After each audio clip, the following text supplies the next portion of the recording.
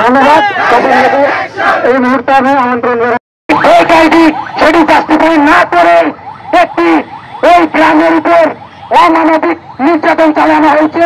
ওই গ্রামের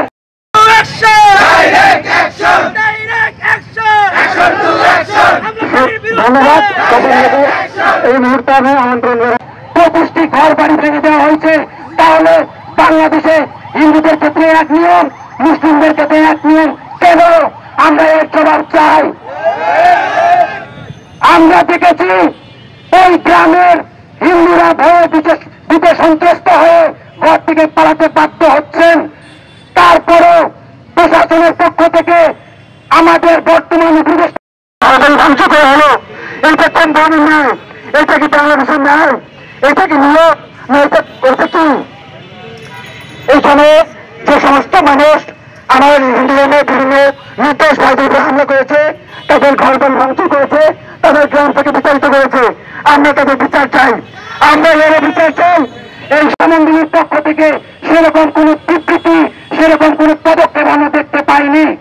তাহলে আমরা যে আশা নিয়ে 5ই আগস্ট ঘটিয়েছিলাম, যে আশা নিয়ে আমরা একটি নতুন ইন্টারিম সরকারকে বসিয়েছিলাম, আমাদের সেই আশার বাস্তবায়ন আমরা কোথায় দেখতে পাচ্ছি? আমরা দেখতে পাচ্ছি আমরা 5ই আগস্টের পর দেখেছিলাম প্রধান উপদেষ্টা ঢাকেশ্বরী মন্ত্রী এসে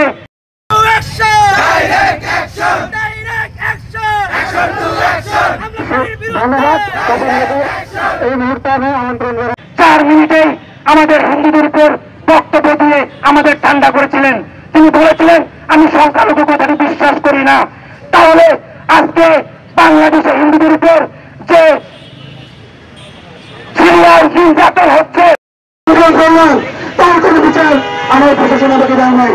কিন্তু ছোট্ট একটা অনিশ্চিত কথা যার কোনো সুনির্দিষ্ট প্রমাণ নেই, তার উপর ভিত্তি করে সুনামগঞ্জে হামলা করা হলো, লালমনিরহাটে হামলা করা হলো, এখন রংপুরে হামলা করা হচ্ছে।